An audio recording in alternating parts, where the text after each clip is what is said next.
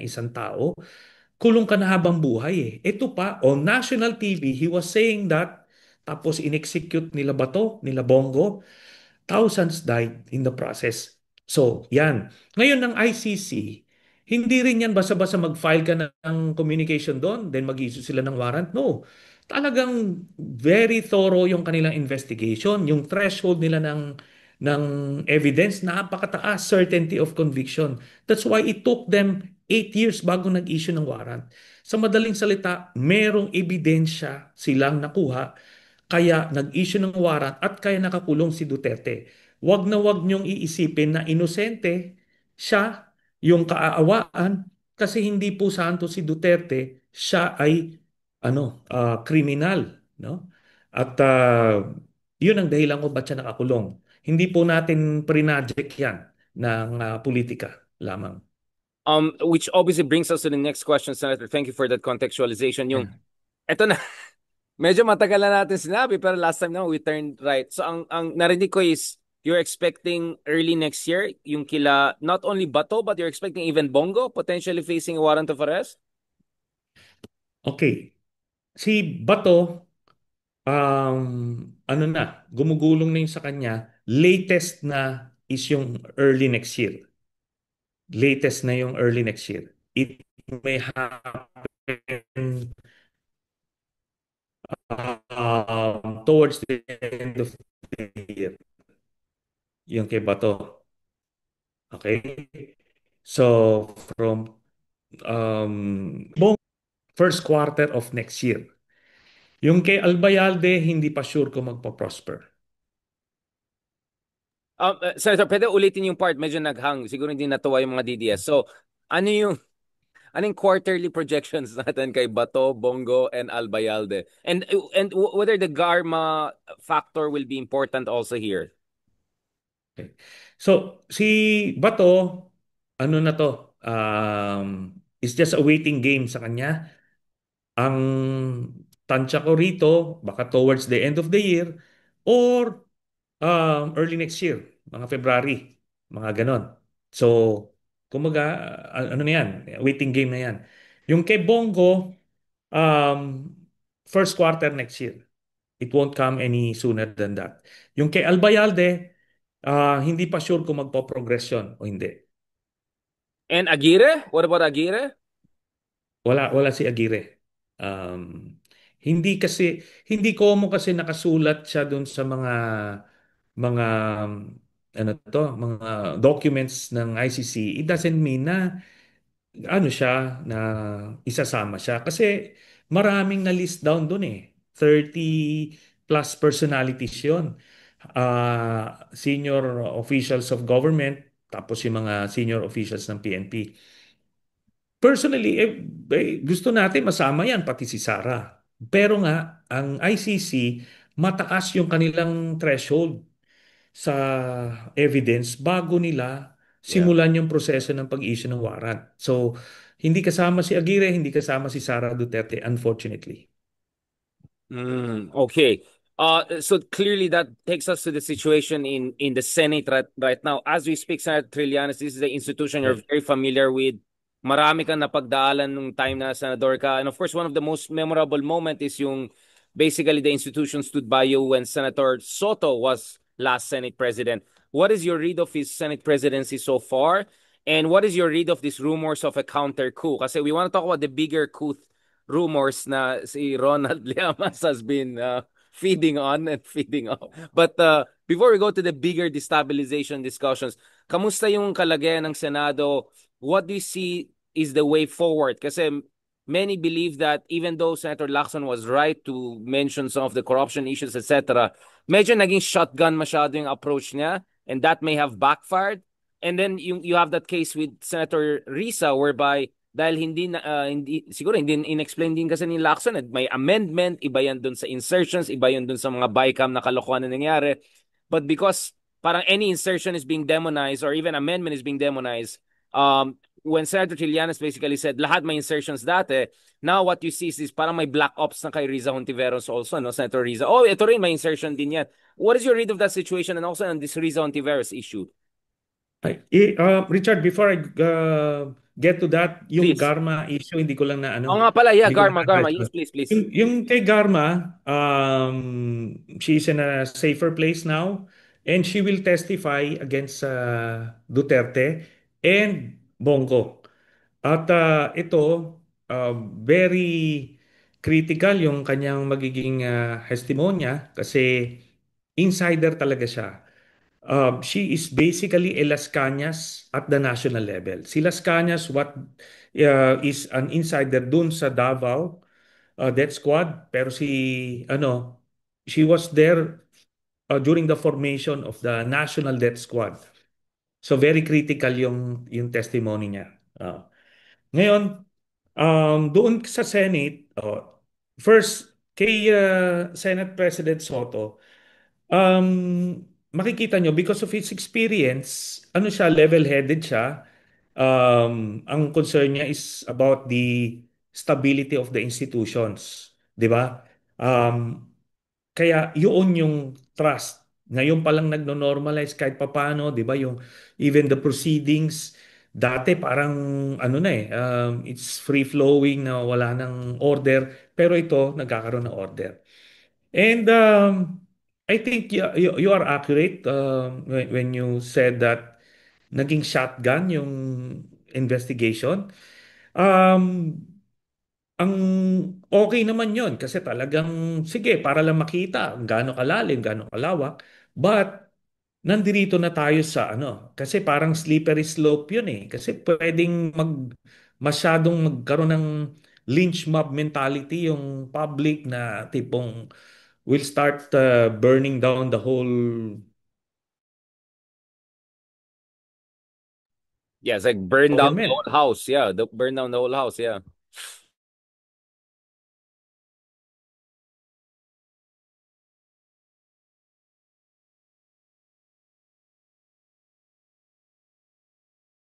So, ang nangyari, since shotgun yung approach nung una, it's not necessarily wrong. Kasi talagang gusto natin malaman ano ba to? Gaano ba kalalim, gaano kalawak? So, okay lang yon. Pero at some point, nawe-weaponize nung mga kalaban ng administrasyon. So, they're trying to control the narrative na ang mangyari nito, nagiging destabilization ang effect. And that's necessarily, and that's, exactly what they want. Gusto nilang mag-sow ng chaos para gumuho yung buong administrasyon, yung buong natin, democracy.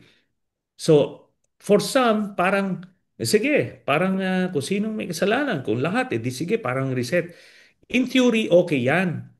'Di ba? At one point in or 2 points in my life, dinesire natin namin yung reset na yan.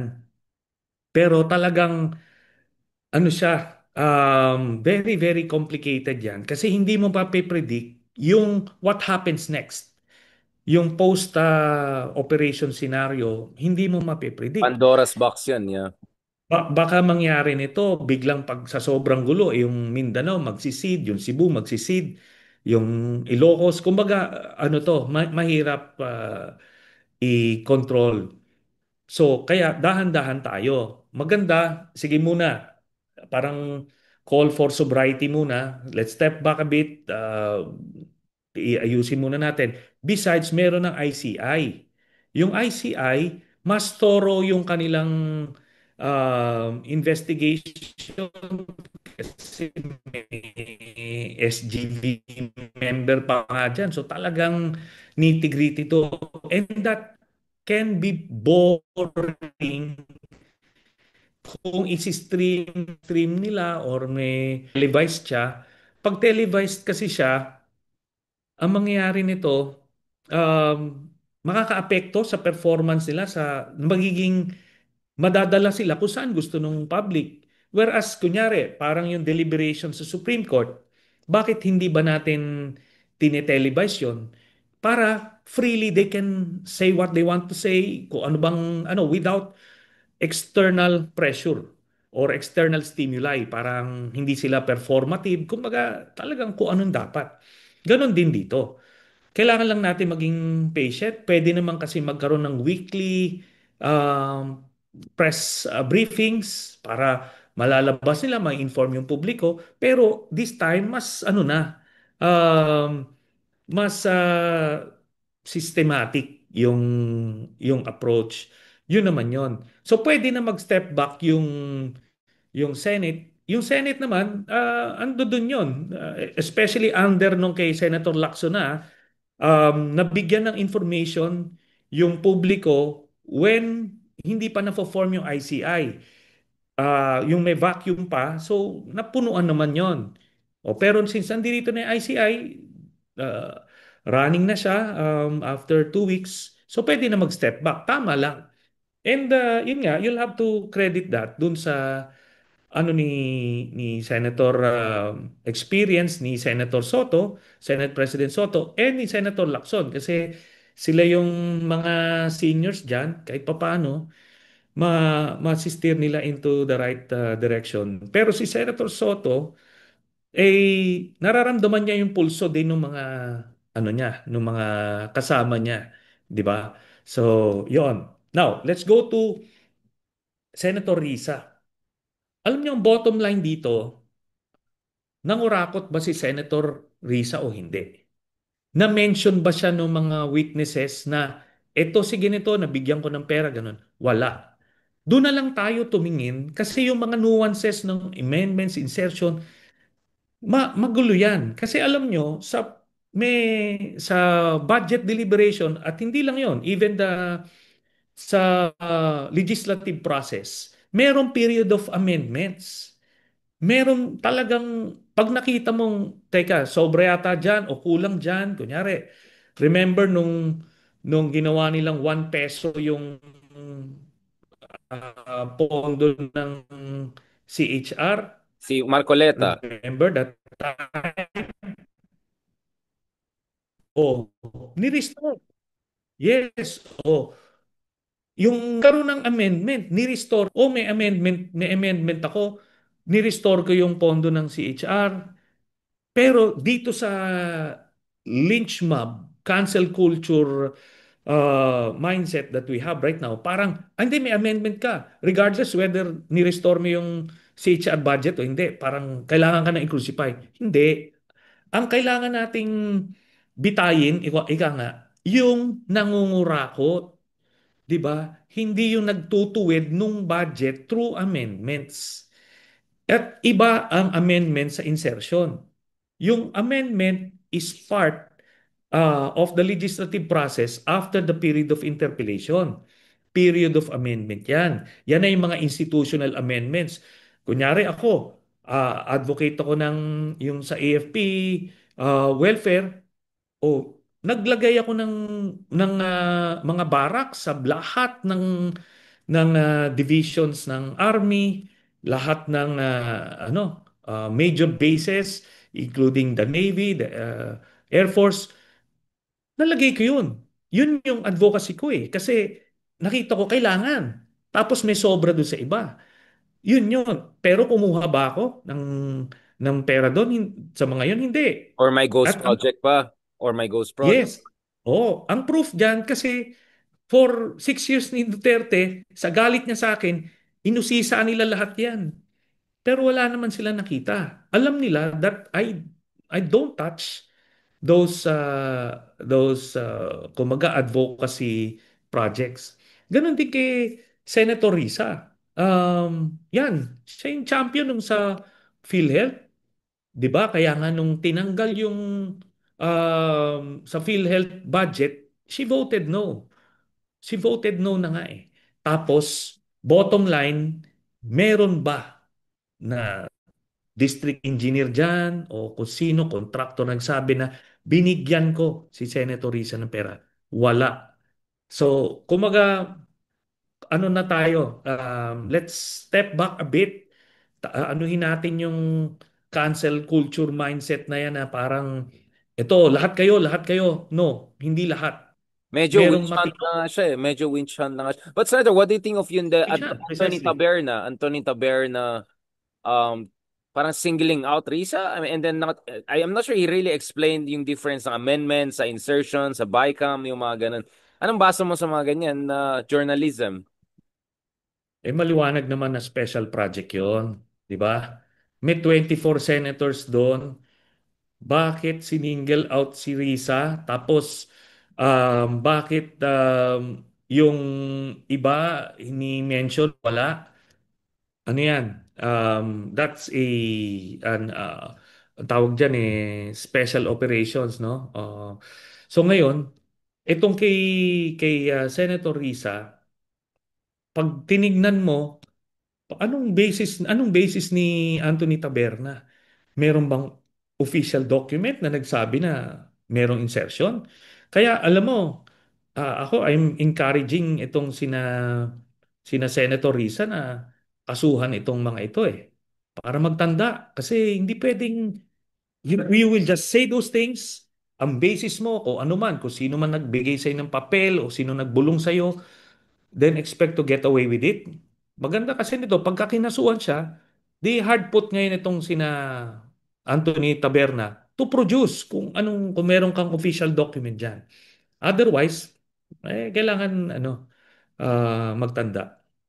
Si Jinggoy nga, di ba, kakakaso niya kay mga ano proactive yung mga kabilang kaibigan natin dyan. But Uh, Sarah, before we go to the last part of this discussion about moving forward, anong dapat gagawin ng progressives among others, just to be clear, I'm not throwing Ronald Llamas under the bus. I think definitely there's a basis to what he's saying. Pero from your understanding, as someone who, well, I mean, as you mentioned, twice you tried to reset the boot, but someone from a military background and information and intel, how serious mhm. was that threat? Well, Manny Mogato also wrote something about that. So, like, how serious was the destabilization plot? Sabihin kasi pagka ganyan, you have to err on the side of caution You have to take it seriously. So it was serious. But ano ba? Did it reach that level na talagang ano na the tanks were about to roll? Wala pa naman, di ba? At yung EDSA 2 scenario, hindi pa naman kasi walang trigger, ano? Walang second envelope incident. But the political enemies of the administration, the Dutertes in particular, are constantly creating or looking for that trigger para nga to justify any military intervention. So, in that sense, kailangan seryosohin to at bantayan kasi yung kalaban constantly kumbaga, they will take every opportunity na makikita nila to grab power. So, ganun lang yon. Pero the AFP,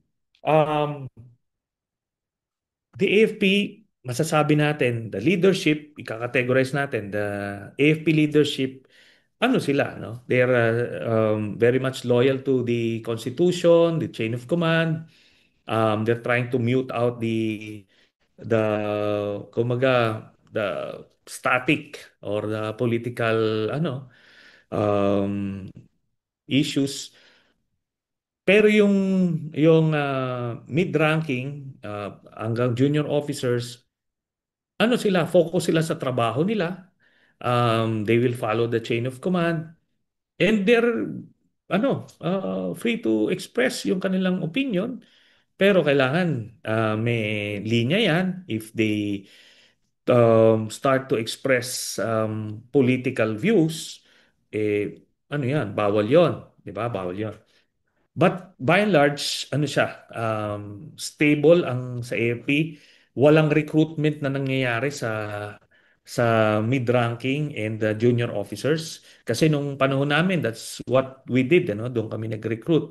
When you have the time to plan, yun ang ginagawa. Yung mga panahon nung mga coups nung panahon ni the first Aquino administration, ganun din. Yeah. Pero ngayon, ang model nila is the EDSA 2. So kaya naghanap lang ng Yung withdrawal of political, support, yeah. yes, political crisis, then they will pressure the AFP leadership to withdraw their support. So, Right. yun yung yun yung template. And ano, Right. yeah. No, sorry, I want to ask you on that because we just have some colleagues here in Oxford who were talking about Nepal, yung case ng Nepal. Apparently, pati yung mga ordinaryong opisina tinatarget ng mga supposedly revolutionaries, yung pala, ito yung mga kurakot na politician na pinapasunog lahat ng dokumento para hindi sila mahuli. In short, sinakyan nila yung legitimate na revolution. Although, of course, we don't approve of them also targeting yung parliament, ganito, ganyan. Which makes you wonder, yung sa Menjola, was that a kind of an experiment by some groups, hindi lahat, no?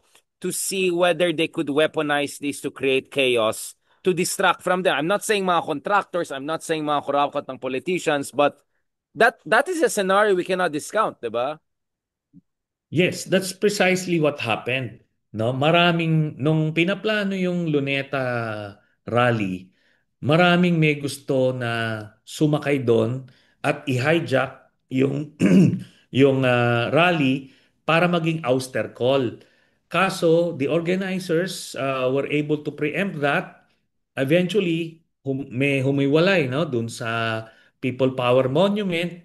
Tapos nagkaroon ng message discipline na ito, this is an expression of grievances of the people at hindi ouster call. So yung sa Luneta, naka-ano na no? Operation yon. You don't just do that na yung meme naka-ano kayo, prepared sila eh. They were agitating the law enforcers kasi kung may magkamali at maging trigger happy parang that's the next call, parang alam mo yon, bad optics yon sa international community. They will project na oy gulo-gulo na, so the international community will apply pressure, suddenly the investments will stop coming. Parang yun yung pinakang sabotage nun. And exactly, that's kung ano yung basa mo, ganun nga yung nangyari.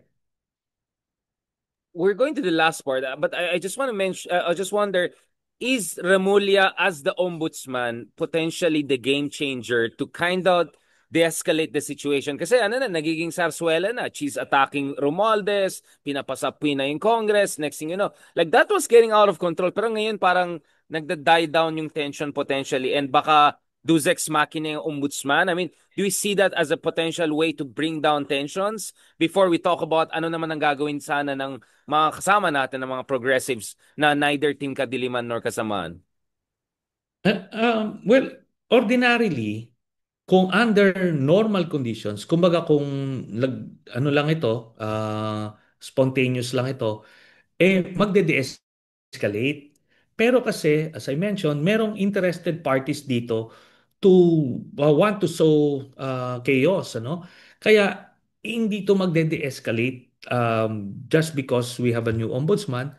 And in fact, yan na ngayon yung next ano nila, um, battleground nila kasi ito pagka wala na silang protection wala na yung ano nila appointed nila na ombudsman. So ito na ngayon, that's now an area of concern.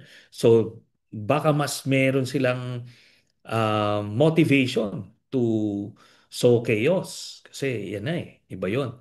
But sabi ko nga as regards si the new ombudsman na Boying Rimulya, nakita naman natin na he demonstrated some talagang guts to pursue yung mga cases na kung walang gravitas yung Secretary of Justice hindi ipo-pursue yun. So I'm sure it's not perfect. Nobody is. But based dito sa mga current natin, political environment, I think he would be the ideal ombudsman at this time. Yung may gravitas, he's no pushover. So, he will pursue kung anong nararapat. Yun. And last part, Senator, what should the I mean, basically, third force na ba ang Pink Progressive Movement? Kasi grabe yung show of force, di ba? During September 21, yun ang pinakamalaki, very well organized, very peaceful. Talagang show of force yun eh. What should happen moving forward? Both in terms of Project 2028, meaning making sure we get the next good president. You believe someone like Rizal Ontiveros should be there. And at the same time, also in the meantime, siguraduhin natin maayos yung anti-corruption investigations at hindi ito ma-hijack ng mga team kadliman. Let's just say na merong opportunity. At nakikita natin apat yung factions, no? Apat. So, yung Pinks, yung Dutertes, yung Marcos base, and yung mga non-aligned, di ba? Yung mga non-aligned, sila yon. Ngayon, lahat yon pag-aagawan. But we should not rule out any scenario that it will be a Duterte and anti-Duterte battle in 2028. Kaya I think mas maganda na gano'n eh ang maging linya para mas formidable. Now, ako as I mentioned in so many vlogs na si Senator Risa would be the ideal champion for that and to represent especially itong mga ganitong mga pangyayari at she has demonstrated, nakita mo na titindig siya sa harap, sa battlefield, ando doon siya sa front lines, talagang sinusuwag niya yung mga ano. And yun yung mga kailangan na leader natin, yung advocate and yung may reformist agenda. So yun ang hope natin. At since may vacuum din sa Marcos administration, malay mo magkaroon ng Team Unity 2.0 pero between the Pinks Pero and the anti-Duterte. anti-Duterte, di ba? So I think it would be in the interest of everyone yung mga mulat ang mata sa mga pangyayari sa mga kasamaan ng Dutertes. I think it would be an opportune time na magkaisa in that regard. And Senator, ano yung mga mahalaga if ever mangyari ng grand coalition na ito? Because clearly there will be momentum on the side of the Pinks, but obviously the loyalist side will have the resources and machinery, right, going into 2020. Yeah. What are the Yeah. terms of engagement para principled ito? Kasi yung unit team napaka-opportunistic, napaka-transactional, kaya sumabog ito di ba? It's like a Mm. zoo without a fence, di ba? Para nilagay mo ng isang crocodile, alligator nung wala na yung fence, na gano'n na. But the grand coalition you have in mind is principled, right? It's eyes wide open, Yes. non-transactional. So what do you think is the ideal It should terms be. of engagement? Yeah. Ang pinaka ano rito is para din hindi hindi magiging chaotic yung magiging post 2028. At forward looking na from here on itong gagawin na natin. Ito yung sistema.